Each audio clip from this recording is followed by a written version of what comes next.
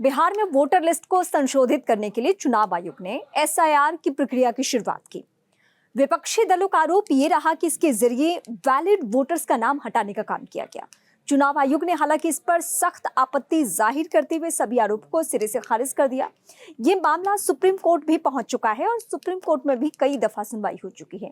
ये सब घटनाक्रम ऐसे वक्त में हुआ जब बिहार में विधानसभा चुनाव सर पर है। कांग्रेस सांसद राहुल गांधी, आरजेडी लीडर तेजस्वी यादव और इसके अलावा विपक्ष के तमाम नेता वोट चोरी जैसा गंभीर आरोप लगा रहे हैं। इन सब के बीच विधानसभा चुनाव से ठीक पहले इंडिया ब्लॉक को एकजुट करने की कवायद के तहत राहुल और तेजस्वी की अगुवाई में बिहार में वोटर अधिकार यात्रा निकाली जा रही है।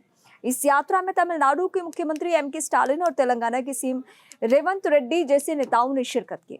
उत्तर प्रदेश के पूर्व मुख्यमंत्री अखिलेश यादव भी राहुल तेजस्वी की वोटर अधिकार यात्रा का हिस्सा बने, लेकिन विपक्षी गुट की धाकड़ नेता और पश्चिम बंगाल की सीएम ममता बनर्जी इस यात्रा से अभी तक दूरी बनाए हुए हैं। बंगाल के सीएम ममता बनर्जी विपक्ष की ताकतवर नेता हैं। ऐसे में वोटर अधिकार यात्रा में उनका शिरकत न करना कई तरह के सवाल पैदा करते हैं। हालांकि अब ये खबर सामने आई है कि सीएम ममता ने इस यात्रा में टीएमसी का प्रतिनिधित्व करने के लिए दो नेताओं को नामित किया है। इनमें से एक है यूसुफ पठान और दूसरे हैं ललितेश त्रिपाठी। यूसुफ पठान बहरमपुर सीट से सांसद है, वहीं ललितेश त्रिपाठी तृणमूल कांग्रेस के नेशनल वर्किंग कमेटी के मेंबर हैं। अब ये दोनों नेता वोटर अधिकार यात्रा में ममता बनर्जी की पार्टी का प्रतिनिधित्व करेंगे। तेजस्वी यादव, राहुल गांधी की ये यात्रा अब खत्म है। तृणमूल कांग्रेस अब जाकर इसमें अपनी उपस्थिति दर्ज कराने का विकल्प चुन रही है। दिलचस्प तो ये है कि पश्चिम बंगाल में भी वोटर लिस्ट को अपडेट करने की कवायद चल रही है।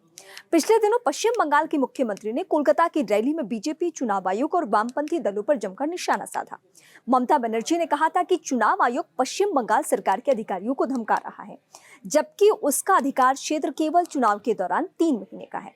ममता ने बंगाल की जनता से आह्वान करते हुए कहा कि अगर कोई सर्वे करने आए तो कोई भी जानकारी अपने बारे में ना दे, अपना आधार कार्ड तैयार रखें। दरअसल पश्चिम बंगाल में भी अगले साल 2026 में विधानसभा चुनाव होने हैं। प्रदेश में टीएमसी का बीजेपी से सीधा मुकाबला है। बंगाल की सीएम भी चुनाव आयोग पर लगातार आरोप लगाती रही हैं।